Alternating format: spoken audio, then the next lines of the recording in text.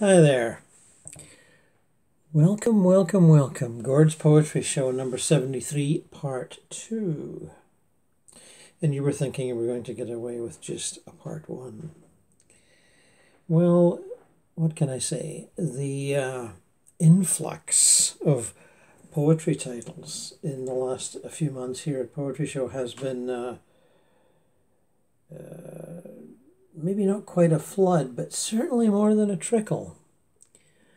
And I felt it unfair to cover what I did and not get to a whole pile of other stuff. And it's all good, you know, it's all fun, it's all communication, it's all shared humanity and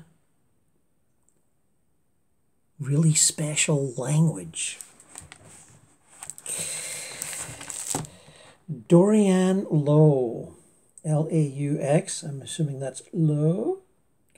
An American poet from her collection in 2011 called The Book of Men. Maybe this will tie in with what we were reading yesterday. Bakersfield, 1969.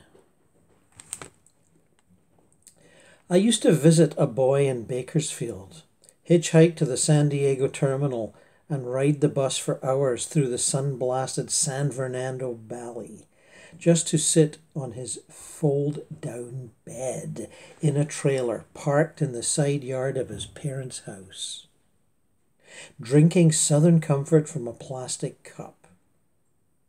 His brother was a sessions man for Taj Mahal, and he played guitar too, picked at it like a scab. Once his mother knocked on the tin door to ask us in for dinner. She watched me from the sides of her eyes while I ate. When I offered to wash the dishes, she told me she wouldn't stand her son being taken advantage of. I said I had no intention of taking anything and set the last dish carefully in the rack. He was a bit slow, like he'd been hit hard on the back of the head, but nothing dramatic. We didn't talk much anyway, just drank and smoked and fucked and slept through the ferocious heat. I found a photograph he took of me getting back on the bus, or maybe stepping off into his arms. I'm wearing jeans with studs punched into the cuffs, a t-shirt with stars on the sleeves, a pair of stolen bowling shoes, and a purse I made while I was in the loony bin. Wobbly X's embroidered on burlap with gaudy orange yarn. I don't remember how we met. When I look at this picture, I think I might not even remember this boy if he hadn't taken it and given it to me, written his name under mine on the back. I stopped seeing him after that thing with his mother. I didn't know anything yet. I liked him. That's what I remember.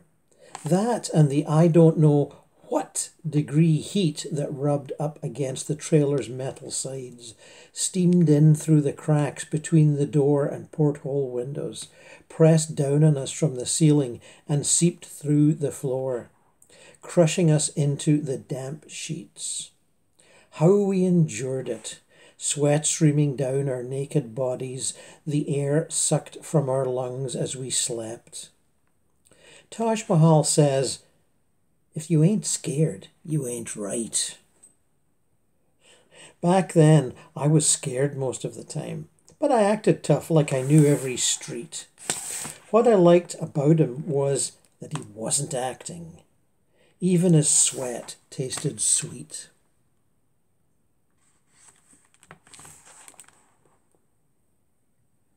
Late night TV. Against the insomnia of August, a night sky buffed by the heat, the air so still a ringing phone 3 blocks away sings through the fan's slow-moving blades. The sleeping cat at the foot of the bed twitches in a pool of dusty sheets, her fur malt-colored electric. Time to rub the shoulders' tight knots out with a thumb. Flip on the TV, watch a man douse a white blouse with ink before dipping that sad sleeve into a clear bucket. What cup of love poured him into this world? Did his mother touch her lips to his womb-battered crown and inhale his scent? Did his father lift him and name him? He was fed, clothed, taught to talk. Someone must have picked him up each time he wobbled and fell. There might have been a desk, a history book, pencils in a box, a succession of wheeled toys. By what back road did he travel to this late-night station? By what imperceptible set of circumstances does he arrive in my bedroom on a summer night, pinching a shirt collar between his fingers, his own invention locked in a blue box, a rainbow slashed across it? Somewhere in the universe is a palace where each of us is imprinted with a map, the one path seared into the circuits of our brains. It signals us to turn left at the green light, right at the dead tree. We know nothing of how it all works, how we end up in bed, one bed or another, speak one language instead of the others, what heat draws us to our life's work, or keeps us from a dream until it's nothing but a blister we scratch in our sleep. Mick Jagger World Tour 2008. He stands on stage after spotlit stage, yowling with his rubber mouth. If you turn off the sound, he's a ruminating bovine, a baby's face tasting his first sour orange or spitting spooned oatmeal out. Rugose cheeks and beef jerky jowls. Shrubby hair waxed, roughed up, arms slung domeward, twisted branches of a tough tree, knees stomping high as his sunken chest. Oddities aside, he's a hybrid of stamina and slouch, tummy pouch, pouches under his famous invasive rolling eyes. He flutters like the pages of a dirty book, doing the sombrero dance, rocking the microphone's round black font, one hand gripping the skinny metal rod, the other pumping its victory fist like he's flushing a chain toilet. Old as the moon and sleek as a puma circling the herd. The vein in his forehead pops. His hands drop into fists. He bows like a beggar, then rises like a monarch. Sir Mick, our bony ruler, Jagger, slumping off stage, shining with sweat. Oh, please don't die. Not now, not ever, not yet. Dorianne Laux, Laux, The Book of Men. I'm unfamiliar with John Nyman's poetry, but here's one of his books called Players, published by Walsek and Wynne. No, sorry, Palimpsest Press, 2016, my mistake. I'm finding John's verse challenging, but I'm not giving up.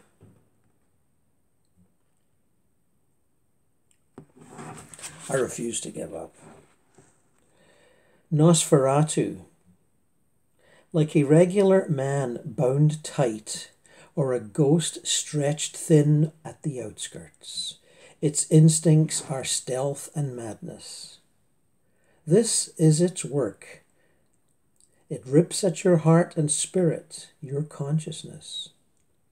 If it rips at your skin, it's invisible, leaves little, twin canine pips, and you think nothing of it. If you remember a monster, it is infestation, ruining life from inside, the smell of rat holes in your drywall, sound of a cockroach on the kitchen table before you snap the lights on at night, most frightening in negation, most frightening when it is nowhere to be found. Myself as a dictator. External segments are safer, brutally new as a coin.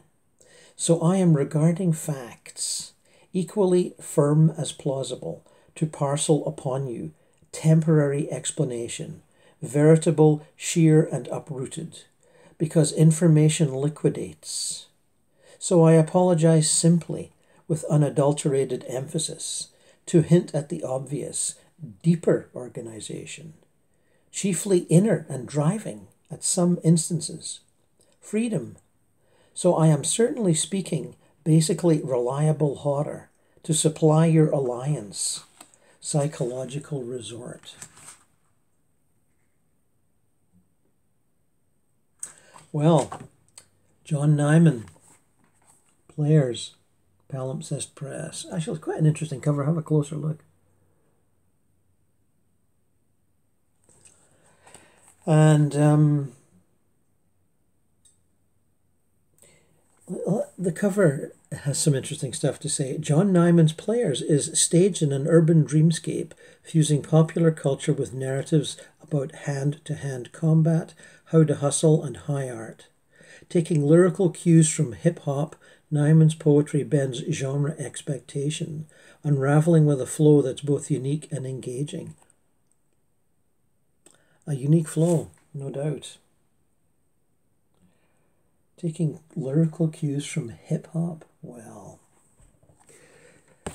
that's a bit of a contradiction in terms for me, but maybe not for someone else. Now on to a Scottish poet, Robert Crawford, Testament, published by Jonathan Cape, 2014 again. And boy, is this guy Scottish. Longing.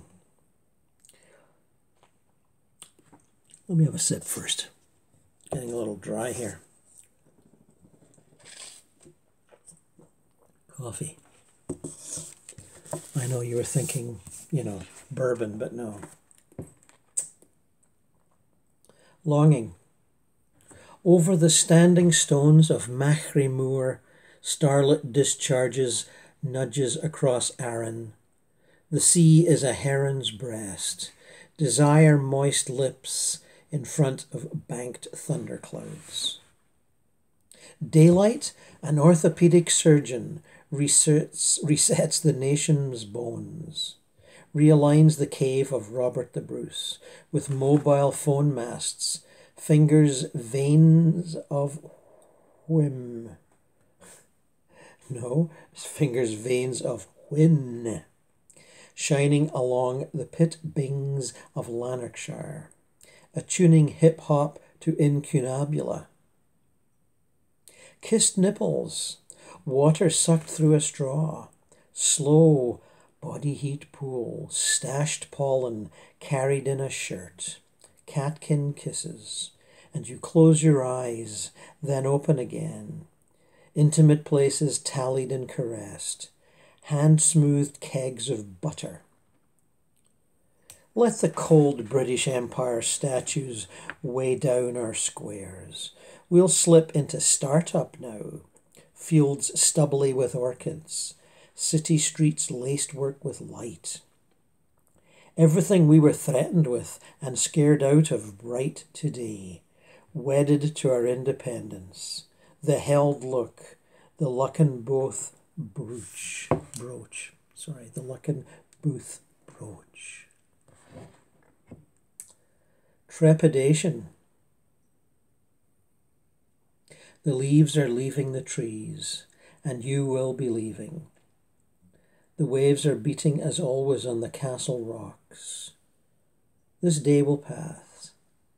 I have got it over with. Said what had to be said, and heard what I never wanted to hear. I shall sit reading Candia McWilliam and listening so intently I'll catch, miles off, a night train approaching. I shall listen for you as long as I live, listening in sickness, listening in health. As McWilliam listens, not just around corners, but to birds' nests woven in hawthorn hedges, right into the egg within the nest.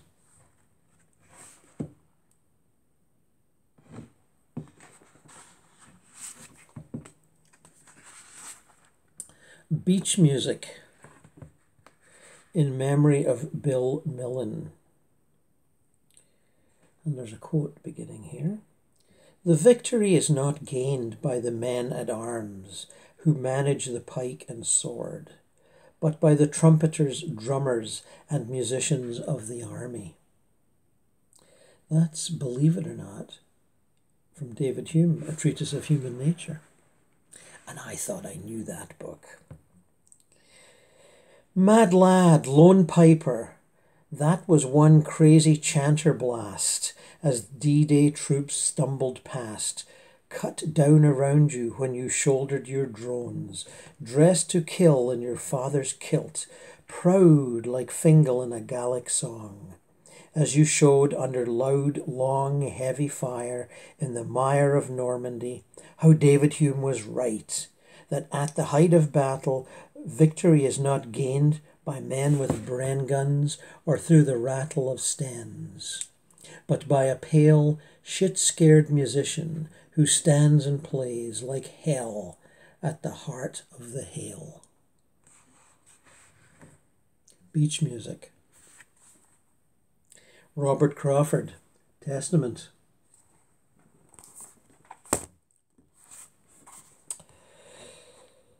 It's Rose McClarney. Sounds sort of Irish, but I think she's American. And winner of the National Poetry Series. Everybody's a winner of something these days. How about just being a winner of good poetry? But no, there's got to be a prize for everything. Anyway, Rose has written some fine poems in this It's Day Being Gone book. And I've been meaning to get to them for, oh goodness, months and months. Past lives.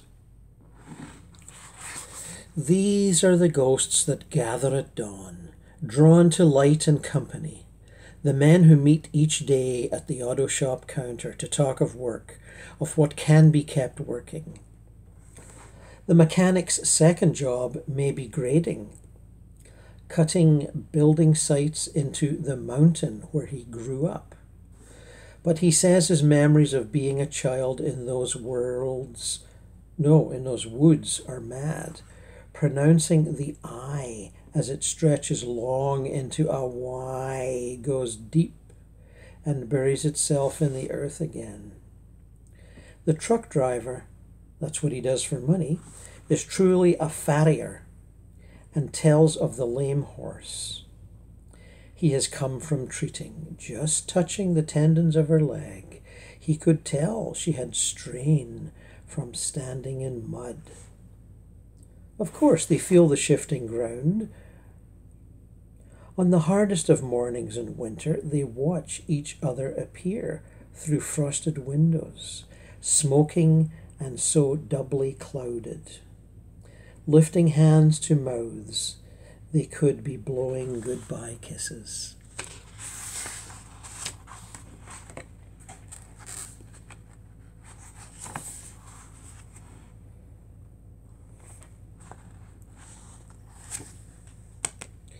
The model walks away from a job. Tonight, when the trainload of coal, trailing ash from the power plant, passed, I had no mournfulness left for the suffering caused by the energy my lights spend. Like the film images of the clouds that form when the mountains are blown apart, how they pulse, fill the screen, obscure everything. That's how blurred my mind was by the thought of what I wanted. Another whiskey, new boots, possessions in numbers. To turn and go back down the street to where the painter who is not my husband but looks at me so long holds his brush suspended above a palette of reds. So much desire, and to desire goodness is no escape. I will always end questioning what I've chosen, regretting some greed, or regretting that I slept cold while the bulbs I left on burned into another day, when I would take nothing of what I wanted in my arms, risk nothing that would bring color to my cheeks. Thank you, Rose. Rose McClarney. It's Day Being Gone.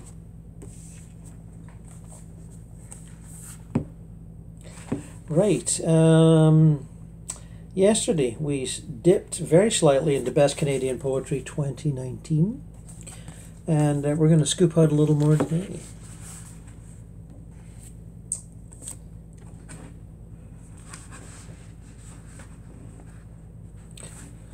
I'm sure some of you Canadians have heard of Marilyn Bowring. She's been around a long time.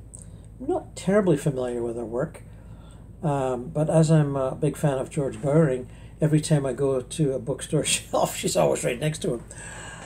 And apologies for that, Marilyn. I've rather favoured George over the years. But this is a good poem here. Biscuit Factory.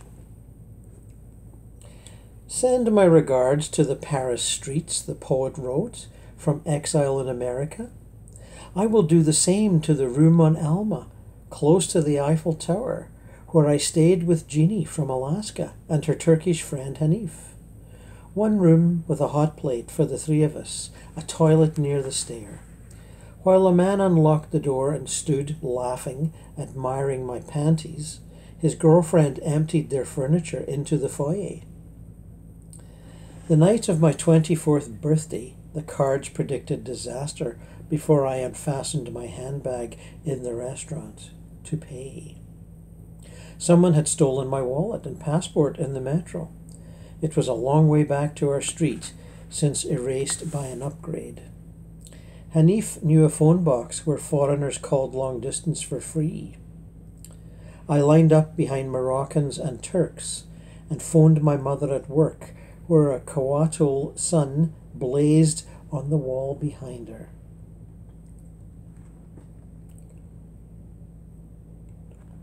That might be Kawatikul.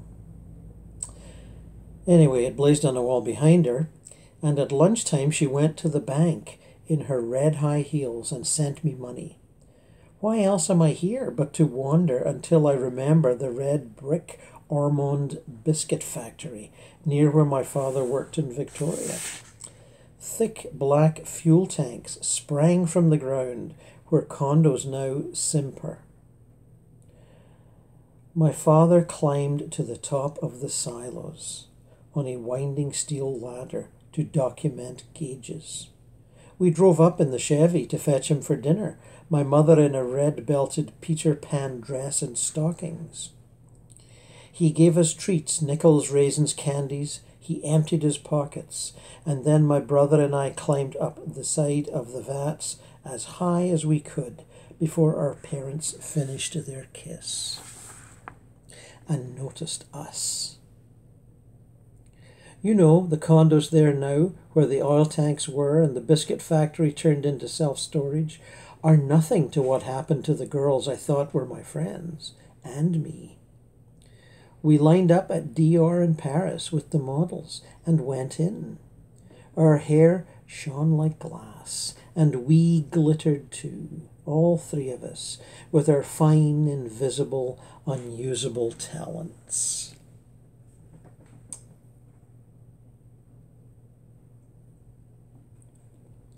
That was from the Puritan Journal. And I must say that that line about condos simpering. Ooh, I like that.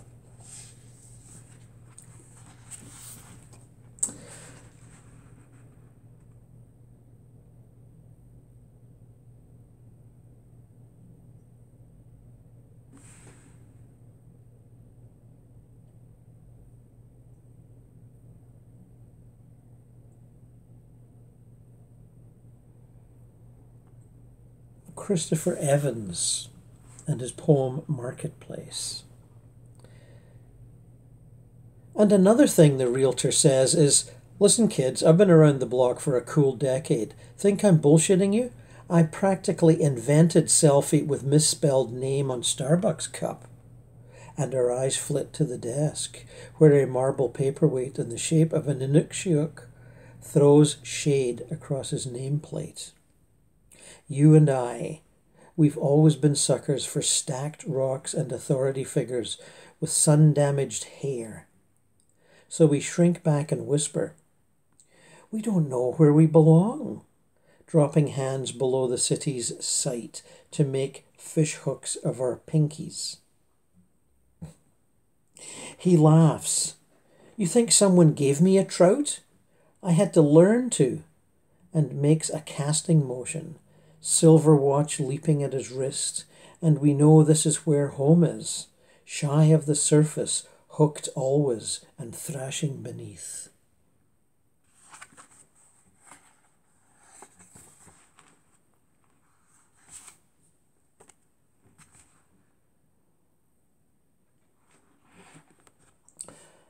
Chenette. Poem in which I remember Mary Taylor on an April Tuesday. I checked my email, resenting its incursion into the blue morning. My husband was culling books. I thought we should keep A Naturalist's Guide to Ontario. Oh, all the things we thought we'd get to, rocks and bogs and fields, the shaping of moraines. The garbage truck came by, opened capacious metal arms to hoist the bin, then set it down.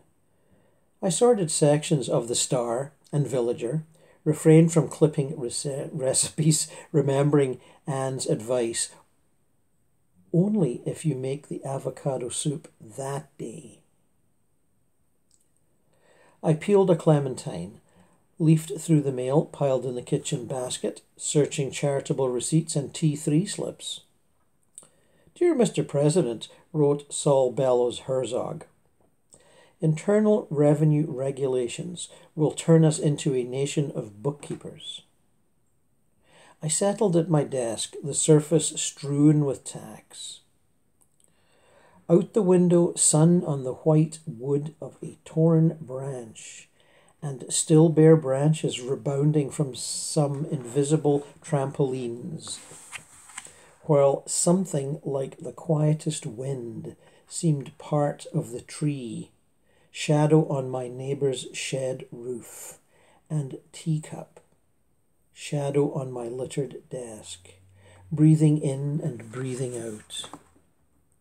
What Mary Taylor used to say when I'd meet her in the hallway. How are you today, Mary? Oh, just breathing in and breathing out. Ah. Then we went back to work. That was in the journal event.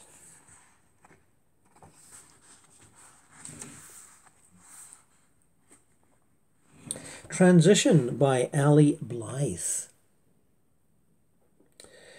It's this not knowing where the guest will leave and you are the guest.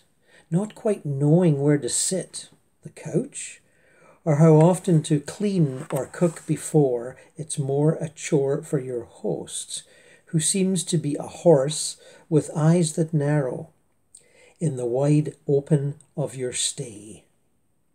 I've not once mentioned a higher power, and now here is this horse. Her coat is the colour of how much night is required to see the barely glowing light switch I speak to from bed. Where can we possibly go for here? And look, if I knew where I left my light jacket, I'd put it on already. I am a man going crazy because he has never seen any colour no one else has. But there is no way to prove it. It exists for no one but him. It is the colour of my jacket, I am certain. I am going to need it. It is almost spring. BLythe. Sorry for the fumbles.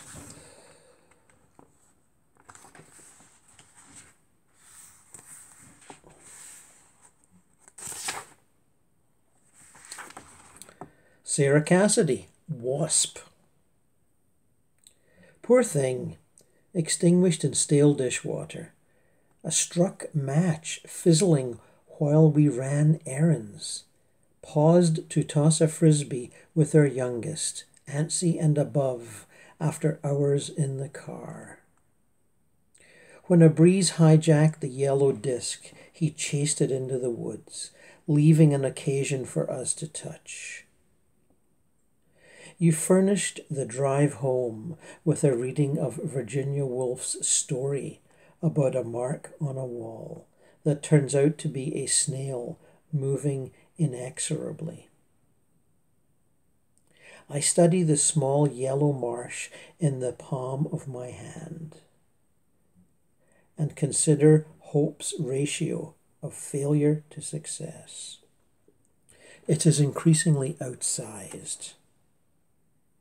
What are you reaching for? The boy asks, as I lower the sodden body out the open kitchen window. That was from Ottawater. Sara Cassidy, Wasp. And Best Canadian Poetry 2019. Of course, there's lots more. There's always lots more.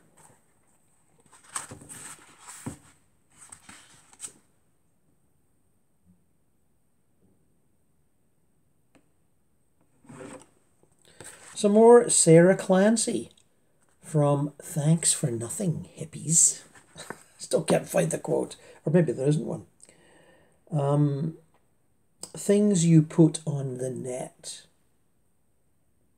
to get really specially, contemporary. That's not the fishing net. That's the World Wide Web.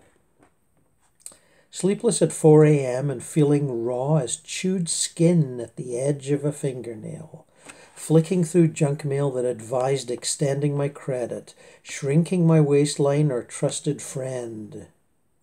I've inherited money, that trusted friend, and I heard you could help when I found 10-year-old messages from you. Telling me you felt weightless by the Berlin Wall, your Antipodean airiness perplexing both Germanys, saying you knew that you missed me, but wasn't it strange how we were better apart than squeezing these egos together? Misquoting, you wrote Mario Benedetti, said the miracle was that a swim in this vast sea of people, us two meet, and we did, but that wasn't Benedetti. And yes, I know how you hate to be wrong, but you signed all the mails with Soul Sunshine, and the kind of hug that makes your eyes water. I thought how harshly I'd rewritten you, how in hindsight scars are just so much calloused skin. And 10 years late, I wrote you a mail to say I also remember how you'd cursed me for my stubborn worth ethic and from the shipwreck of our bed, but you'd still send me off every morning with kisses fit for a sailor at the end of shore leave. How breakfast and lunch were a riot of pots, and really you were never that tidy. But now I'm no longer sure if it matters. I know there's a slim to none chance you'll get it. I accept there's been a torrent under our bridge. But anything put on the internet floats out there forever. Indeed, that is true.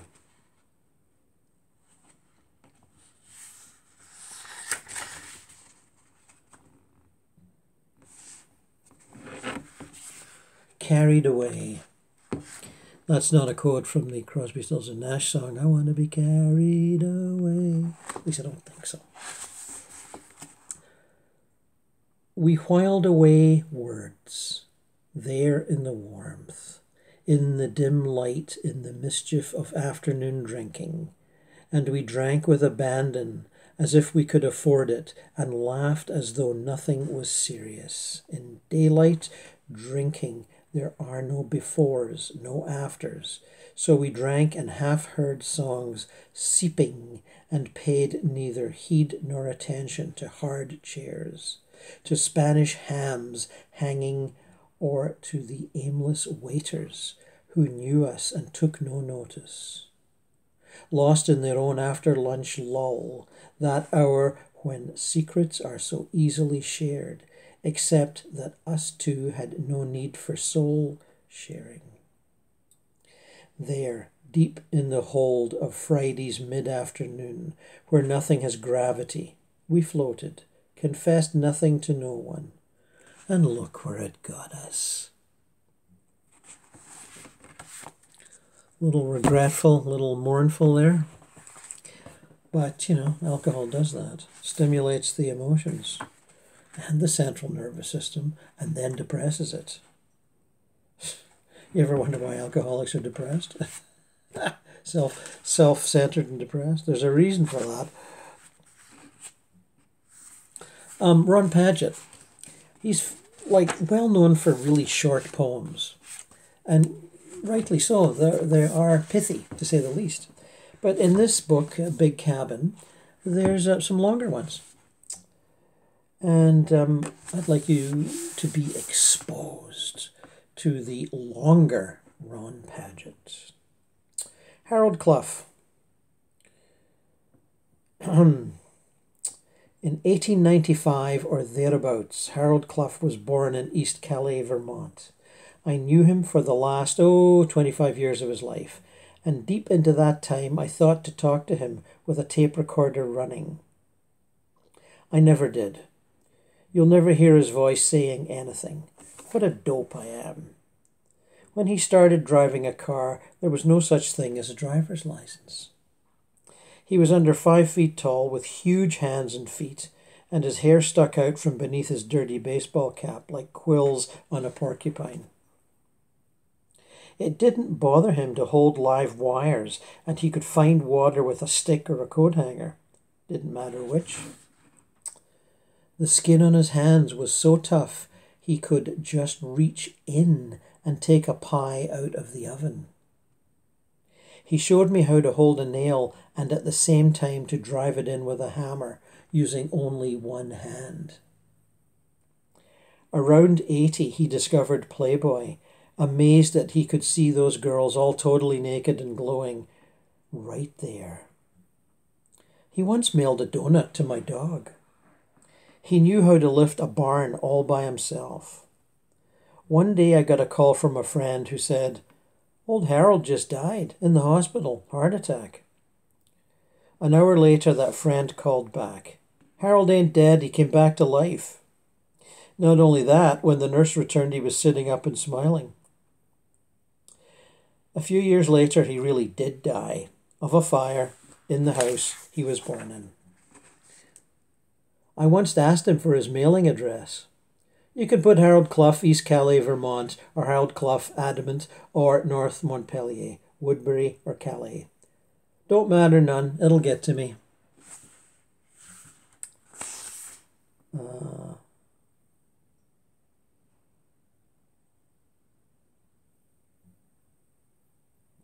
In the winter of 69-70, this is a short one, but I know I'm just sneaking in between two long ones. In the winter of 1969-70, I went out to an old shed behind Fairfold Porter's house and fired up the coal stove, cleared a spot on a workbench, sat down and started translating the poetry of Blaise Cendrars. Sometimes the room got so hot I'd open the door wide open, and outside snow was falling. It was one of the happiest times of my life.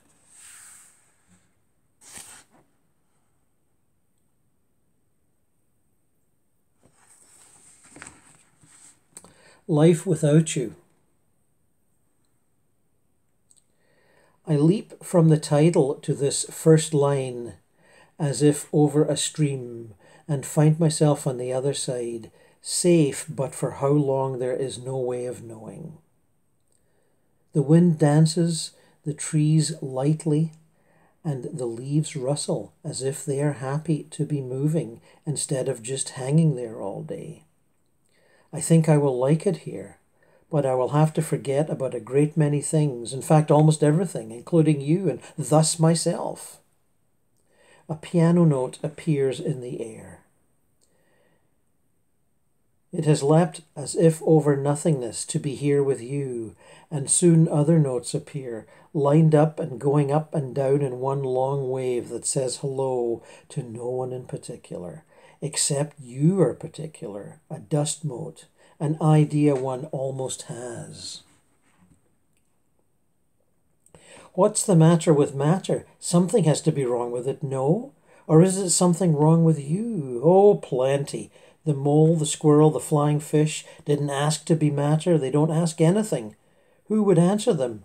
Not I, said the little red dot, and thus the dress your mother wore in 1948.